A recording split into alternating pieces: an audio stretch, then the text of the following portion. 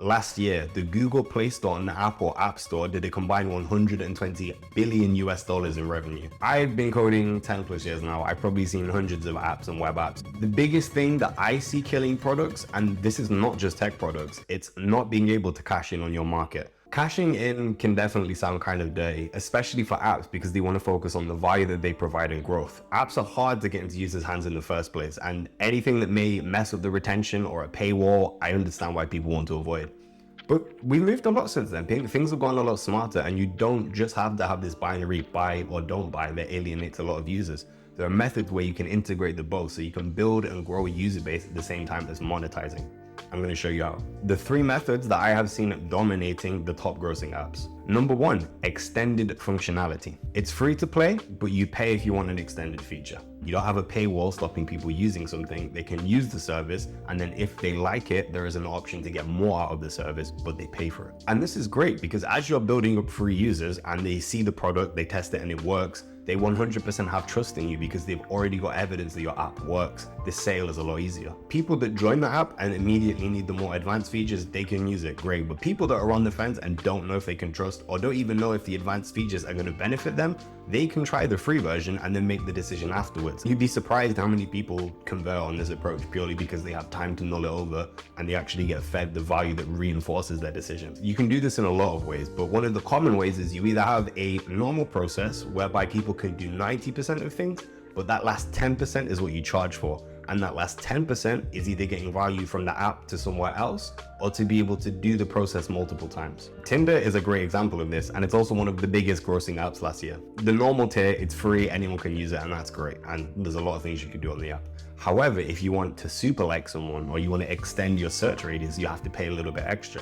And this is really smart because the people that are using it that need more help, so for people potentially that can't find a partner because they've moved to a new part of the world and it's not particularly busy, they need to expand their range or they won't find people. And a super like, if you're not getting any attention and you see someone you're really interested in, sometimes you need to cut through the crowd. And even if you don't necessarily need it, if it's always there in the background as an option, you might one day just feel to convert on a random thing. I have a girlfriend now and she'd kill me if I still had it. But back when I was single, I remember using Tinder. You see a lot of profiles and a lot of people I'd think, okay, yeah, cool. But they have a spotlight section that you can only reach out to if you pay for a super like.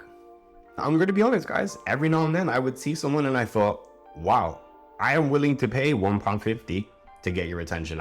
I'll do that. It was an off-the-cuff decision based on the way I was feeling that day. Most days I wouldn't do it, and if my friends did it, I'd say, oh, it's a bit stupid, whatever. But that's the great thing about having extended features. They can catch you whenever you're using it, especially if it's a small buy-in for an additional feature that's a one-time use as well, because that happened to me multiple times. I did it once and got a response, and it made me realize like, oh, if I want to reach out to certain people, if I super like them, they'll definitely at least see me.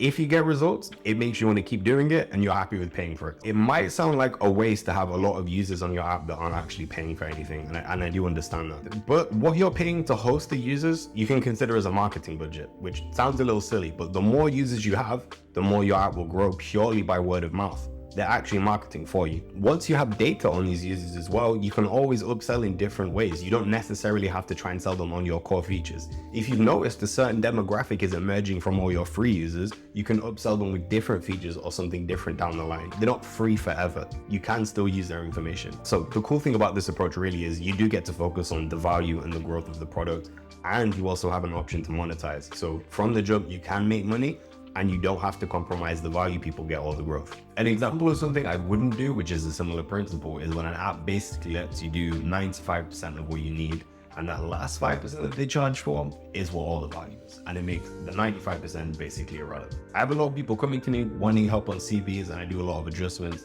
and there are various tools online that you can find to help you do it. In the past, I've been filling out a CV, I put all the information in, and then at the very end, it's like, oh, you can only export if you subscribe to our, and that's from a consumer perspective, because now that I put all this time into the CV, I want to get the result and I have to pay for it. So they kind of lock me in and I feel a bit cheated. The thing is, I have actually paid for these things before, so I guess it does work. The problem is I'm never going to share this with someone. So although it does make the money, it doesn't necessarily grow the user base the same way. So take it with a pinch of salt. Number 2, charging for your core service, which should be the obvious one. Disney Plus, great example of this. They did 800 mil in 2022.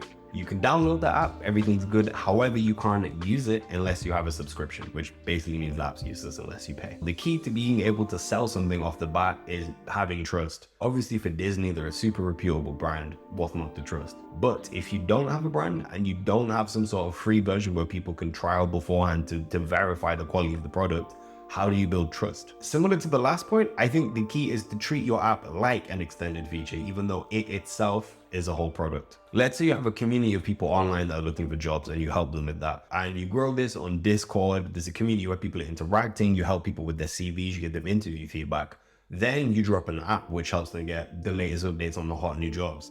You can charge off the bat because everyone that is going to be using that app comes from the community and they've already seen the value that you provide. If you sell your core service, it's going to be harder for people to buy it and they don't know you.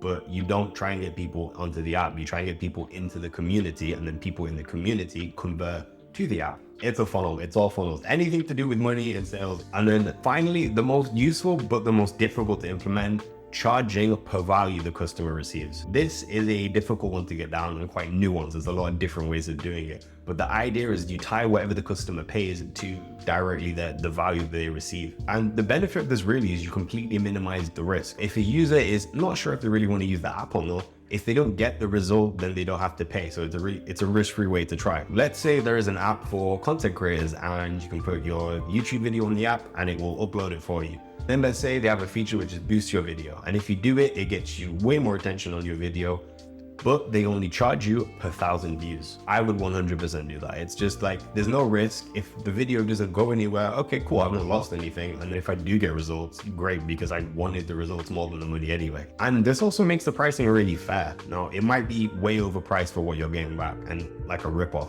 but it's fair because they always deliver on the promise that was given, since they only charge you based on results. There are a lot of marketing companies that take this approach where they will promote your product and then only get a percentage if somebody buys it. It's a much easier dynamic to say, hey, let's work together and I will get this percentage of the pie, than to try and trade with someone and take something. With all these approaches, it does kind of only work if you align your goals with the customer, which is what you want anyway for long-term growth and retention. Extended features aren't gonna work if the extended features don't get the value that the customer wants. So for example, Duolingo, you get 5 hearts a day, which represent mistakes. For every time you mess up in a lesson, you lose a heart. And by the end, when you have no hearts, you can't take lessons. Free users can casually use it. I'm a casual user, but then if you want to supercharge your learning process, you can pay for more hearts and keep doing more lessons and make more mistakes. But a customer is only going to do this if using your service actually makes them better at learning the language. So you need to build a service where the extended features you add get the user's results. So remember guys, validate your apps. Validation is not just product market fit, it is also monetization strategy. Monetization is not an afterthought. You need to build it into your app.